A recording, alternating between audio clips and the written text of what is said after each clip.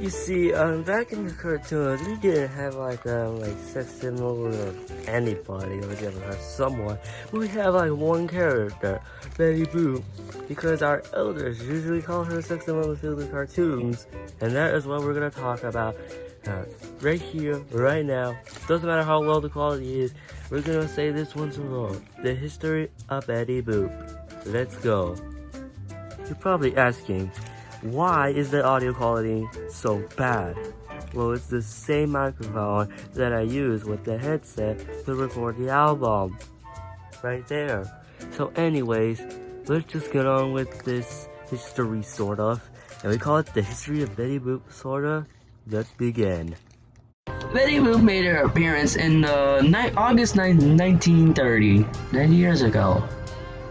And it appeared in the cartoon called Dizzy Dishes. It was the 7th installment in a show called, the series called like the Felicia or Talk Cartoon. That's the different story. Although Clairvaux was often like given like as an beat and inspiration called someone named Clairvaux. Someone did say that there actually like began more like a singer named Halle Kane, who was more like performing in the style by her, shared by her. So, inspired by those popular performing styles stuff, not by anyone that you know about. So the characters just originally created like an anthropomorphic French poodle. A joke. And then now just Betty Boop just appears as a supporting character in 10 cartoons as a flapper girl which has more hearts in the brain. Unlike individual cartoons, it was more like called a Nancy Lee or like a MCGREW, delivered from like Helen came from like the dangerous Nan McGrew from 1999. She was serving as a girlfriend to the studio star Bimbo, not the bread, the Bimbo. Within the year after that, Betty made the transition from innocent to human breed to a completely human female character, which my credit has been given to like one of those grim Nowies for like helping those to transform these Max Fletcher's cartoons. But her transition into the cute cartoon girl was also part of the due to the work of Bernie Roof, Otto Fuller, Seymour Cano, Doc Crandall, Will Brodsky, and James Jones Cohen. And about the reason of like Annie Rags, Betty Boop was also forever established as a human character. As her floppy poodle ears became hoop earrings and her black poodle nose became a girl's bun-like nose. And her voice, the first voice was from Margie Hines, and then later several different voice actresses also performed all, like Kate White, Buddy Pie, and Russia, also known as Little Little, and especially Mae Questel, that's what you meant, who began voicing Betty Boop in the Bimbo Silly Scandals from 1931, and continued with the role until 1938, returned 50 years later in Disney's Who Framed Roger Rabbit. Yeah, a long time.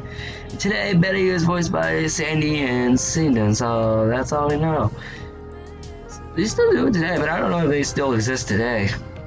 I'll talk about that later. Although it has been assumed that Betty's first name was established in the cartoon screen song in 1931, but the Betty quote-unquote Betty is an entirely different character, which, even though the song might relate to Betty's individual Christine, because any reference to Betty Coed as a Betty Boop vehicle is wrong, although the official website describes it as a prototype of Betty, which is the titular. There are at least like 12 screen song characters that feature Betty Boop or a similar character name, but Betty appeared in the first color classic cartoon, Poor Cinderella. Her only theatrical color appearance in 1934. Ever. In the film, she was depicted with red hair as opposed to her typical black hair. But Betty Boop was the star of the Talk cartoons in 1932, and actually given her an own series that same year, which beginning with Stopping the Snow. From that point on, she was crowned the queen of the animated screen. The series it became popular throughout the 30s until it lasted until 1939. Now we move on to commentary researches. The films were revived from Paramount, which sold them from the syndication in 1935, UMNM, and National Telefilm Associates, which were required to remove the original Paramount logo from the opening and closing, as well as some references to the Paramount themselves in the copyright line on the main titles. However, the mountain remains on the some television prints, usually with a UM&M copyright line, while recent versions are kind of simulated with these quote-unquote Paramount references in the cartoons back in 1931. Well, the original was made in black and white, as also the new ones, which they're now specifically for television, which began in the 60s. The original black and white cartoons are now forever retired. I don't know if they came back, but we'll find out later. Boop's film career saw like a revival with the release called The Betty Boop Scandals of 1974, becoming a part of the post-1960s counterculture. NTA also attempted to capitalize on this whole thing with a brand new, like a new syndication package, but because there was no market for them in black and white, they get into South Korea. No one said North. No one give them North. No one will know. Where the cartoons were phrase frame by frame in color, resulting in the degradation of the animation quality and time.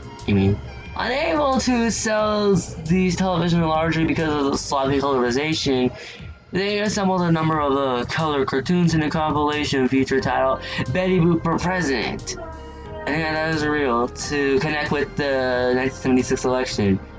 And did it get a actual race? Nope, it did not.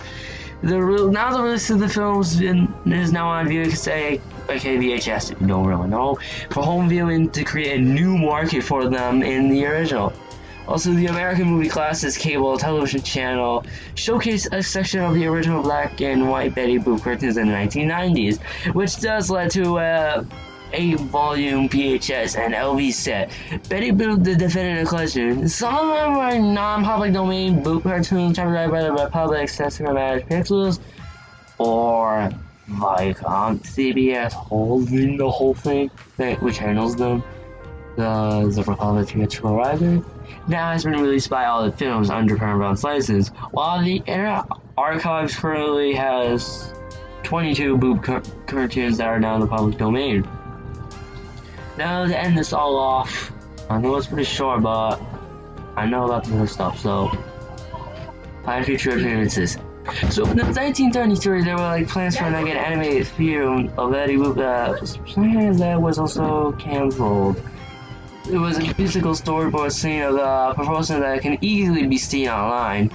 The finished reel consists of the Betty Boop and Stan's father performing a jazz number together called Where Are You? Jimmy Rollins and Sue Randy provide the vocals for Betty and Benny. I didn't say Betty twice, I said Betty and Benny Boop.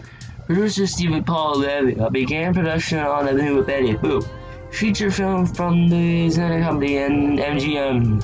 The script by Reese detailed Betty rise in the Hollywood in the Golden Age, which it was about also going to be a musical with music by a jazz musician by Benny Wallace and the lyrics by Charlotte East Wild. Wallace and Wells have completed several songs, and 75% of the whole film has been storyboarded. When 2 weeks before voice recording was about to begin with Renee Pierce as Betty, the head of MGM himself, Alan Knight Jr., was replaced by Frank Bazills, and now the project is abandoned. I don't know if it'll happen again this year. I never will. And now on August 14, 2014, 2 days after my birthday, nice birthday to be specific, it was announced that Simon Cowell, Psycho, and Animal Logic are going to develop and produce the feature-length film based on Betty Boop. Well, according to Playbill, there was like a musical another musical, of course, based on Betty Boop in the works, with music by David Foster and the book by Oscar Williams and Shelley Rose. No dates, no theater, and no cast has been listed. And to this day, no info has been announced. Like so, 6 years. And that is the history of Betty Boo. I know there's like lawsuits and pop culture portrayal and other stuff that I don't really care about. That's not what we're talking about. All of them for Wikipedia, all of that stuff. And so, if you wanna check out this, go watch someone else's videos or just go on Wikipedia, read it all for yourself. Because I don't want this video to be way too damn long. We just want to be 10 minutes. That's really it. So, anyways. I guess that's the end of the history of Betty Boop. So if you guys did not enjoy this history, comment, dislike, unsubscribe, and I'll just see you guys later. Bye.